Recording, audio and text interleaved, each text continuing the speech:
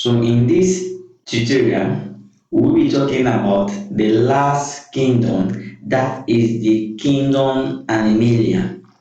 This kingdom, it is made up of 9 phyla, and among the 9 phyla that we have, 8 of them are invertebrates.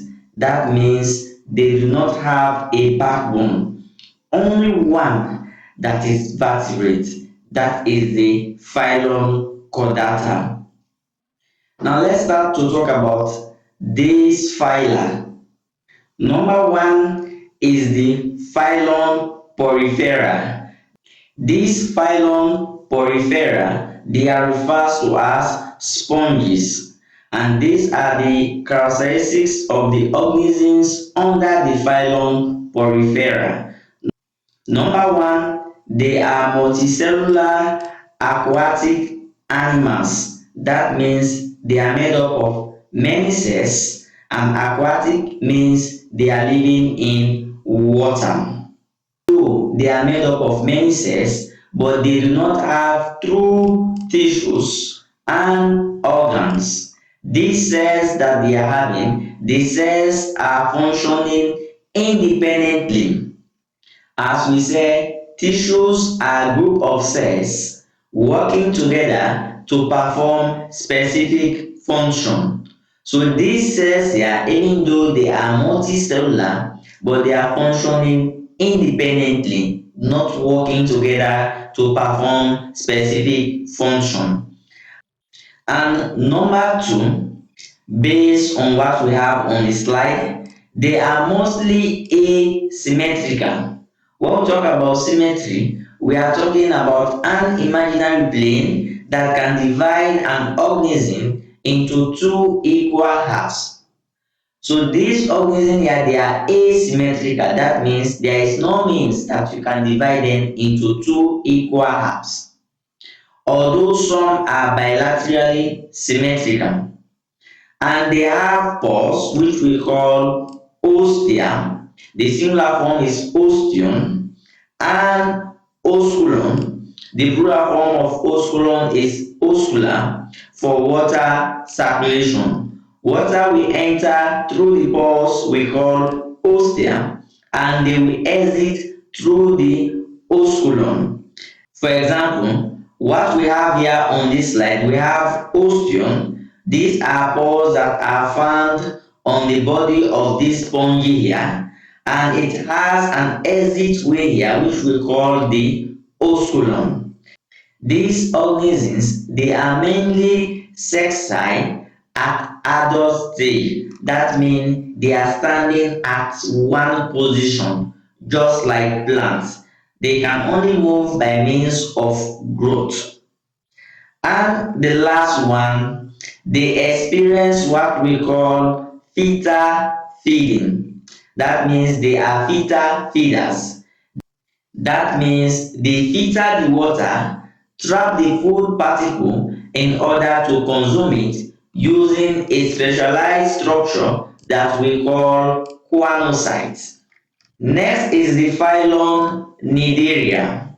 Example of these organisms we have jellyfish, corals, sea animals, etc. And the characteristics of these organisms under the phylum Cnidaria, they are as follows. One, they are sac-like in structure. As you can observe this one here, it resembles like a sac. Number two, they are radially symmetrical. That means there are multiple means or multiple planes in which you can divide these organisms into two equal halves. For example, you can use this line here to divide it into two equal halves. You can also use this mean here to divide it into two equal halves. The third one is that they are dipoblastic animals.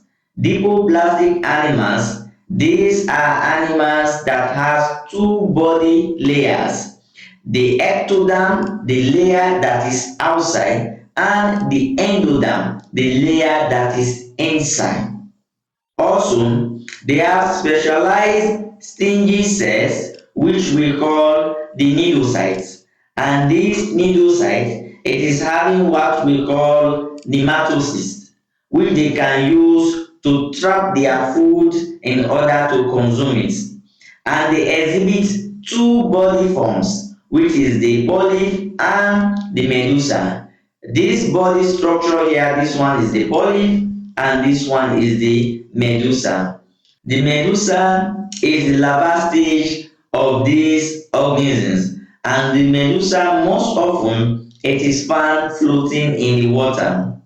The polyp represent the adult stage of this organism, and most often it is sessile. That means it is standing at one position. While the medusa, the larval stage, it is most often swimming. And lastly, they have gastrovascular cavity, and they have one opening for digestion and excretion. That means they have incomplete digestive system. Any organism that is having just one opening for digestion and excretion, that organism is having incomplete digestive system. And if you can observe here, their outer layer here, which is being labeled as epidermis, and their inner layer, which is being labeled as gastrodermis. This other layer here, which is called the mesobulla, it is a false layer. It is not a true layer. That's why we say these organisms, they are dipoblastic animal. And this their tentacle, it is used for sensitivity. And at the top or at the bottom here, you can see mouth stroke anus. That means that same opening is used as mouth, and that same opening is used as anus as well. That's why we say they have incomplete digestive system. Lastly, based on the level of organization, they exist at the tissue level. And we have the phylum Platyhelminthes. Example of these organisms, they are the tapeworms and fruits. The characteristics of these organisms are as follows. One, they are bilaterally symmetrical. That means there is only a single plane passing through the medial part of that organism that can divide it into two equal halves. Number two, they are tripoblastic animals. That means they have three body layers. They have the ectoderm, the mesoderm, and the endoderm. The ectoderm is a layer that is found outside. The endoderm is a layer that is right inside.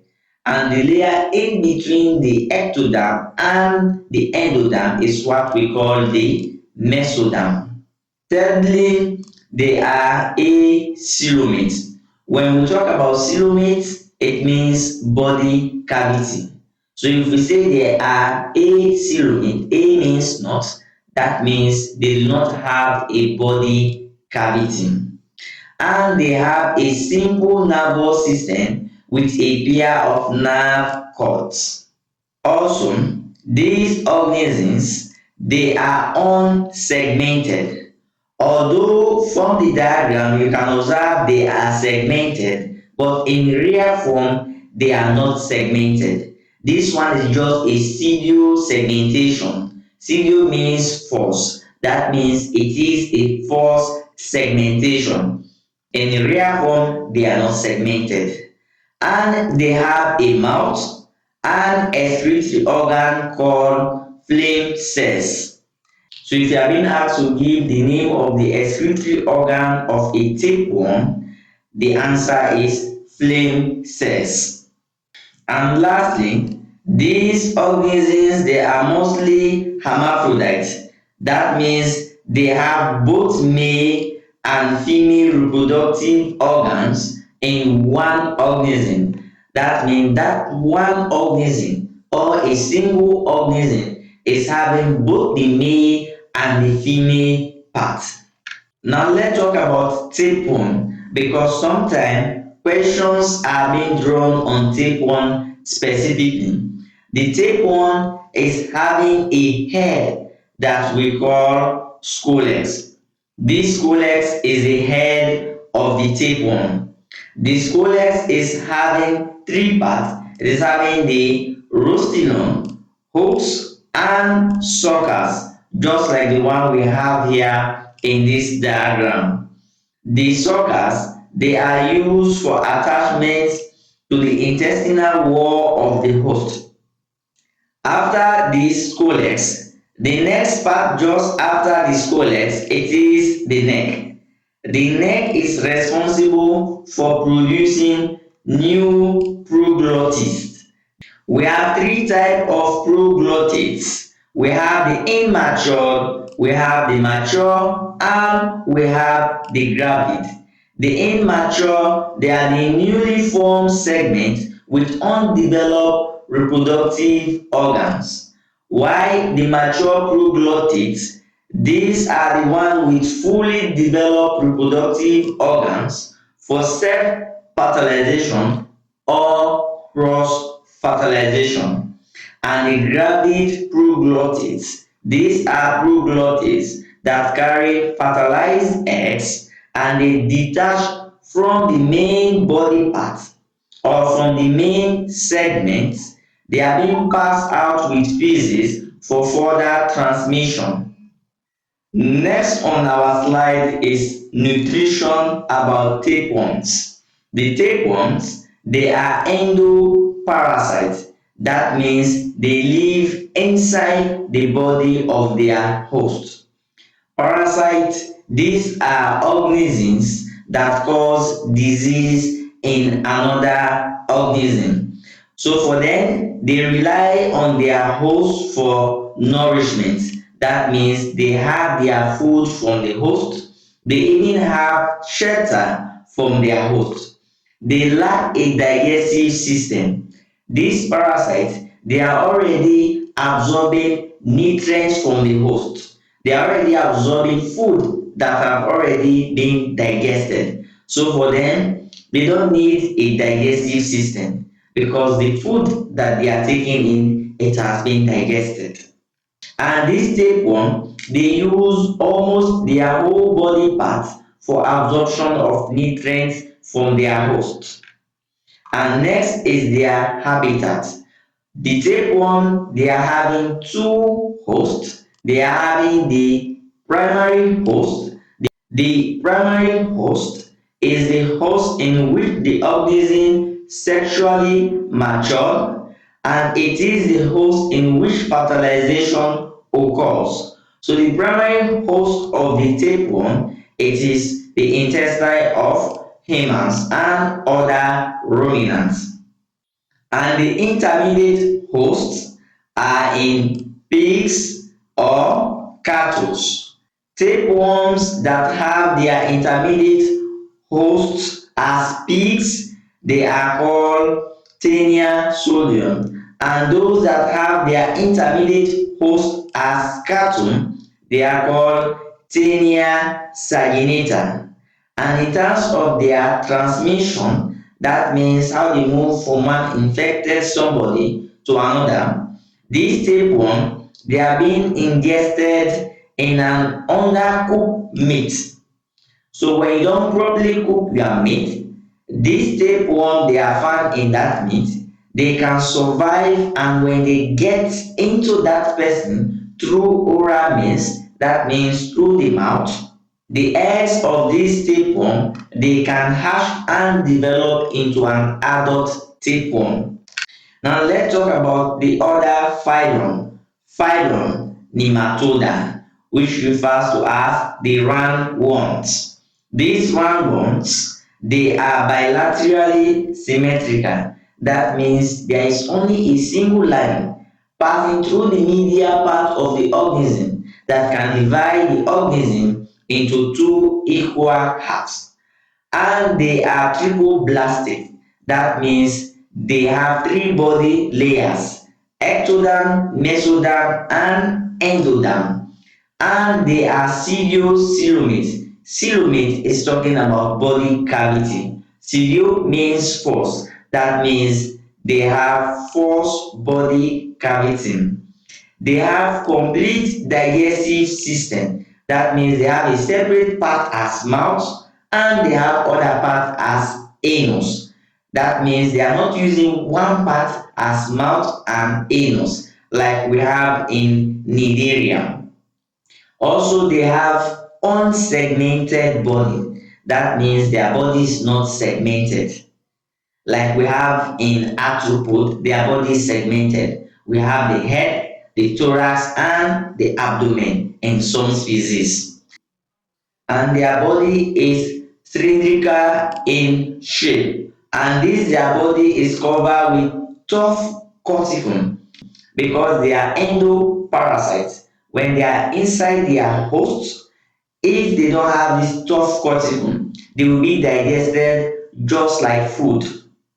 And also, if they don't have this tough corticum, they will be destroyed by the hydrochloric acid of the stomach.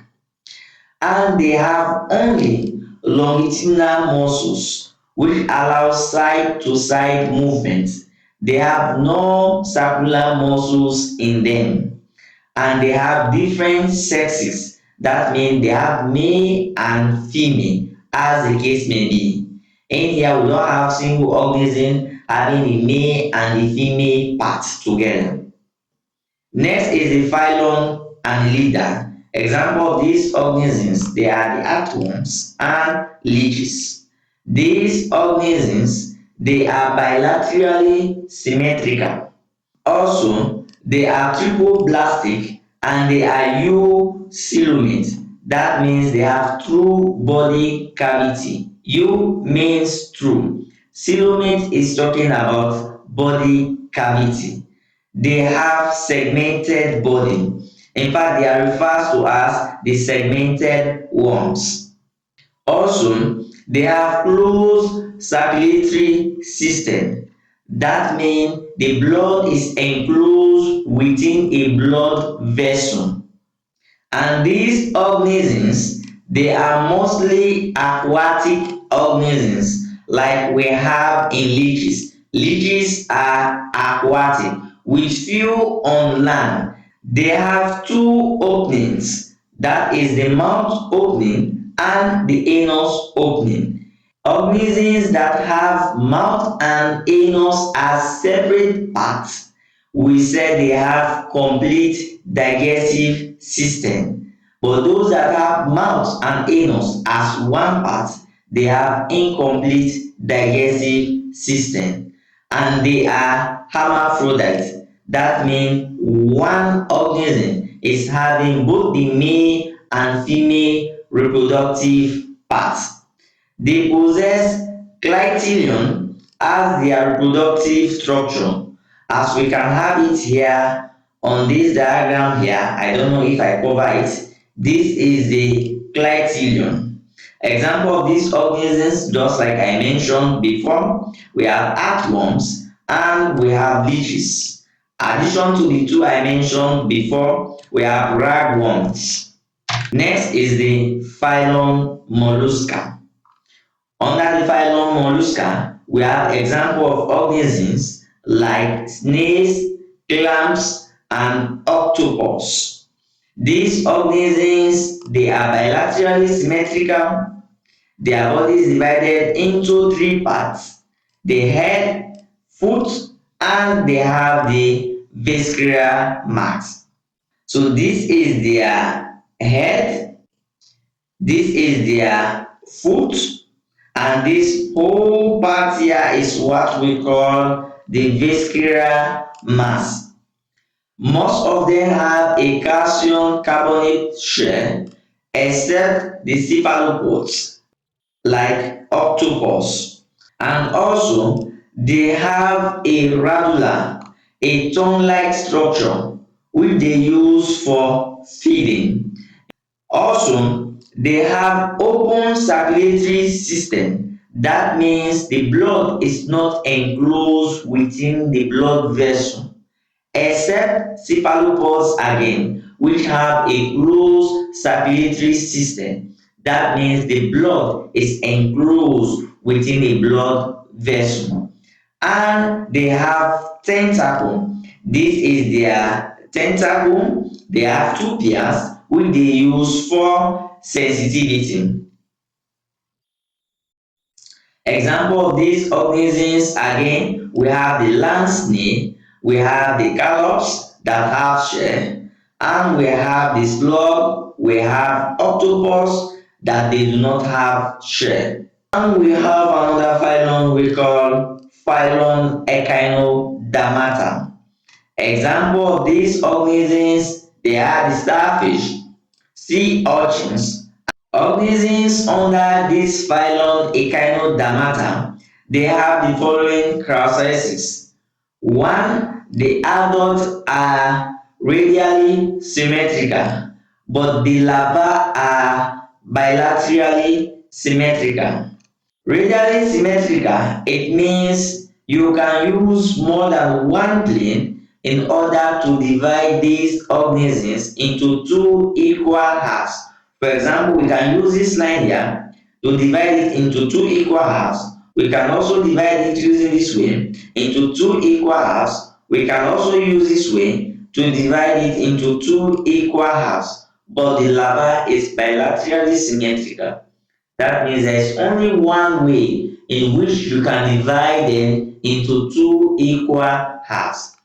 They have water vascular system with 2 feet for movement, and they have endoskeleton made up of calcareous plates. That means their skeleton is inside while the flesh is outside. And that skeleton is made up of calcareous plates. They have no brain. As you can see, they don't have any head parts, but they have a decentralized nerve network. That means they use their whole body parts for sensitivity. They have the ability to regenerate lost parts. That means if you remove one arm from the five, they will be able to regenerate the other part that you have removed. Next is the phylum Arthropoda. Let's talk about the characteristics of these organisms under this phylum Arthropoda. One, they have segmented bodies. That means their body is being segmented, or their body is being divided into parts. For example, into head, thorax, and abdomen. Number two, they have an exoskeleton. That means their skeleton is outside, as exo means outside, while the flesh is inside. And the third one, they are bilaterally symmetrical. Number four, they have jointed walking legs. That means their legs are being jointed. For example, here, this leg here, we have one joint here, and we have another one here. That's why we say they have jointed walking legs. They are triple blastic animals. That means their body is being divided into three layers: the ectoderm, mesoderm, and endoderm. They are eucoelomate animal. EU supposed to be before this coelomate. Eucoelomate animals. These are animals that have two body cavity. And lastly, they have open circulatory system. That means their blood is not enclosed within a blood vessel. For them, they have what we call hemolymph in their blood, which make their blood to be white. For us, we have hemoglobin in our blood, which makes our blood to be red in color, because that hemoglobin, it is a red pigment. We'll be having another tutorial in which we have to discuss this phylum Arthropoda in detail. Phylum Chordata, they are also called the vertebrates. That means they have backbone. The previous phyla that we have been discussing, they do not have backbone. They are referred to as invertebrate animals.